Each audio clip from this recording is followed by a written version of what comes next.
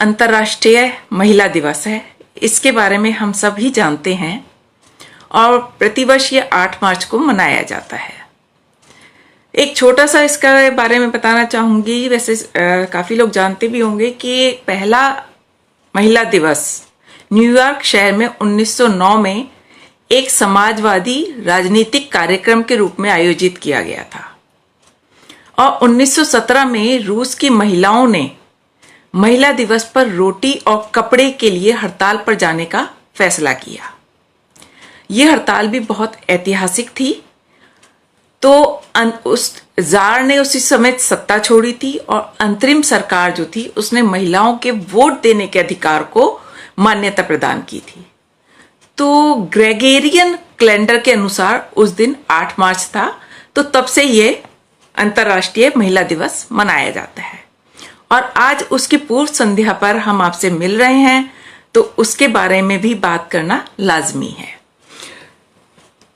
हम सभी जानते हैं कि एक दिन महिला दिवस मनाने से कुछ नहीं होगा। एक दिन महिला दिवस मनाने से कुछ नहीं होगा। एक दिन कोई भी कार्य करने से कभी वो मुकम्मल मुकाम नहीं पाता। ये हम सब जानते हैं सिद्धांत को। लेकिन एक दिन के माध्यम से जागरूकता के बीज तो बोए जा सकते हैं। उनके बाद में सिंचाई भी की जा सकती है, तो वो किसी दिन फल भी देंगे। ये हमें समझना चाहिए। और यही इसी पर इतने टाइम से ये आंदोलन एक तरीके से कायम है और आज उसके हम परिणाम भी देखते हैं कि कुछ हद तक बदलाव आरंभ हुआ है। तो ये आंदोलन कुछ हद तक मुकाम पाता दिखता है कि आज बदलाव नजर आना शुरू हो गया है। बेशक आप आगे कहें कि नगण्य है, प्रतिशत की दृष्टि से देखें तो नगण्य लगेगा, लेकिन तब भी जो आज हम देखते हैं कि वो नगण्य भी है, तो उससे जागरूकता तो हो रही है। हम एक दिन बात करेंगे तो उसके बारे में सोचेंगे, कहीं ना कहीं कोई ना कोई तो जागरूक होगा ही। सबसे बड़ा प्रश्न है स्त्री की स्वीकार्यता का, कि उसको उसके अस्तित्व को स्वीकार्यता नहीं मिलती है। और ये प्रश्न आदिकाल से घूम रहा है, लेकिन उसको अपनी राह नहीं मिल रही है। ऐसे में सबका ये फर्ज बनता है कि हम ऐसे प्रश्नों को बार बार उठाएं। हम बार बार उठाएंगे तो कहीं कहते हैं ना, रसरी आवाज जात थे सिल पर पड़त निशान।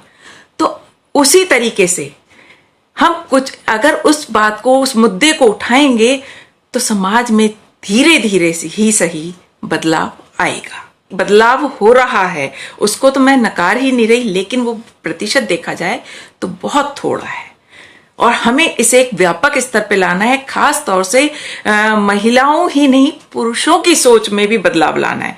आज भी काफी पुरुषों में की सोच में बदलाव आ गया है, लेकिन तब भी हम देखते हैं कि बहुत बड़ा वर्ग है और खाली देश में नहीं, पूरे संसार के उन सब में आप देखेंगे कि इस स्तर तक बदलाव नहीं आया है कि वो स्त्री को उसके अस्तित्व के साथ स्वीकार लें।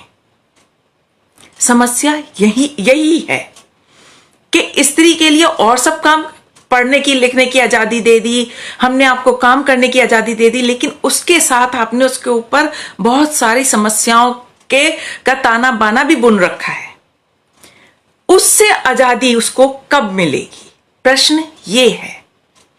वो उसको कब आप अपने स्तर पर एक मनुष्य के रूप में स्वीकार करेंगे?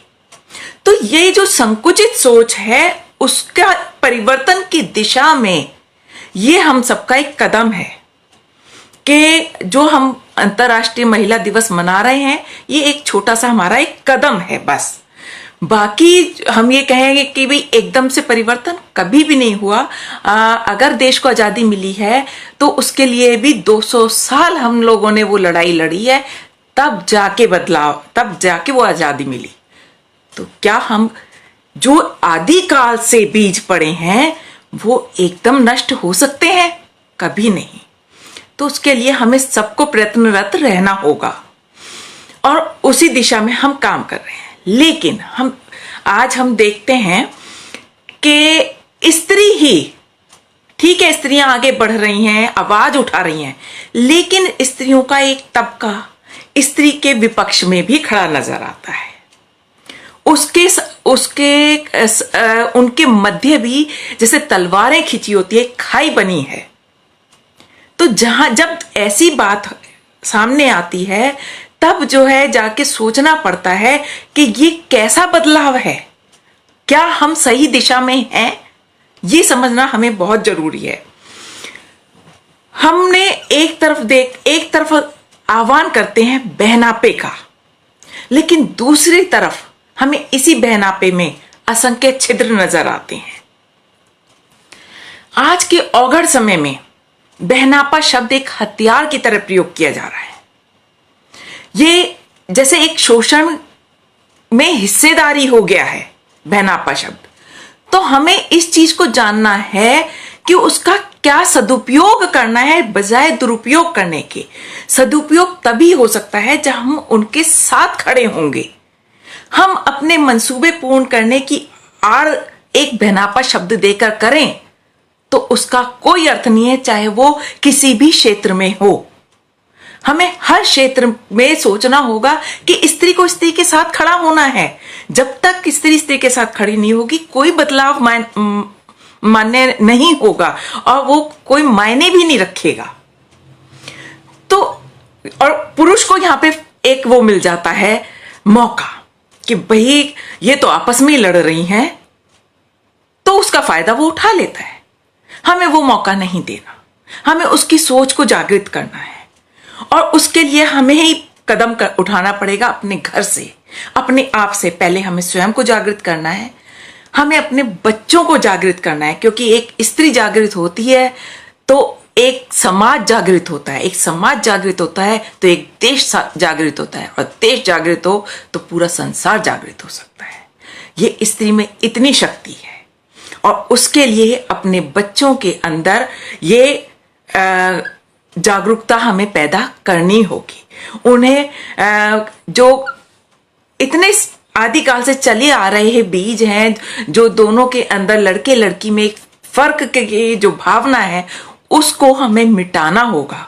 उसके लिए हमें ही ये बताना होगा कि आप दोनों बराबर हो, स्त्री केवल देह नहीं है, ये भी बताना होगा। ये सबसे बड़ा मुद्दा है। आज स्त्री के साथ जो हो रहा है हम आप सब जानते हैं। एक एक क्या नाम है, कोई न्यूज़पेपर उठा लो, कोई न्यूज़ उठा लो, हर जगह हर गली चौराहे पे स्त्री का जो हाल, जो दुर्दशा हो रही है वो भी देख रहे हैं। और उस माहौल में ही तो बहुत जरूरी है कि हम अपने आने वाली पीढ़ियों को एक अच्छा दिशा निर्देश दें। अभी मैं कल प्रज्ञा रोहिणी जी की एक कहानी पढ़ रही थी, बराबाद नहीं आबाद। उसमें एक काम वाली अनपढ़ स्त्री की कहानी है जो अपने अधिकारों को नहीं जानती, जो स्त्री विमर्श को नहीं जानती, लेकिन स्त्री विमर्श को जीती है। वो निर्णय लेने में सक्षम है। एक पढ़ी लिखी आधुनिक महिला भी वैसे निर्णय नहीं ले सकती जैसा वो एक निम्न वर्गीय अनपढ़ स्त्री ले लेती है। उसे नहीं पता कि वो कोई क्रांति कर रही है, उसे कुछ नहीं पता, लेकिन वो ये जानती है कि मुझे स्त्री के साथ खड़ा होना है। वो स्त्री के दुख दर्द को समझती है और वो स्वयं भी निर्णय लेने में सक्षम है। तो ये होती है स्त्री सशक्तिकरण की एक सशक्त पहचान। और उसी दिशा में मैं ये देखती हूं कि निम्न वर्गीय जो तबका है वो वाकई उस जज्बे को जीती हैं। मेरी मेड है जो मेरे यहां यूं समझ लीजिए कि 24 घंटे ही रहती है। उसके साथ भी क्या है, अपना घर देखती है। अपने घर के जो पति हैं, पति तो मतलब काम करता ही नहीं, 2 लड़के हैं वो काम करते हैं, बहू है, बेटियां हैं, लेकिन उसके बिना कोई निर्णय भी नहीं लिया जाता। बड़े से बड़ा निर्णय, छोटे से छोटा निर्णय वो ही लेती है। यहां तक कि उसके गांव में सास ससुर हैं, उनके लिए भी यहां से पैसा भिजवाती है, उनकी बीमारी हारी में उनकी सेवा करती है, और हमारे यहां भी कर रही है। तो मैं देखती हूं कि ये स्त्रियां जी रही हैं उसको जिसको हम आप जैसी स्त्रियां नहीं जी पाती हैं, पढ़ी लिखी स्त्री नहीं जी पाती है। तो मित्रों, मेरा बस कहने का एक इतना ही अर्थ है कि हम लोगों को जागृत होना है और अपने समाज को, अपने बच्चों को जागृत करना है, तभी कल ये तस्वीर बदलेगी। और आज इसी मुद्दे को एक तरीके से लेके मैं आपके समक्ष उपस्थित हुई हूं।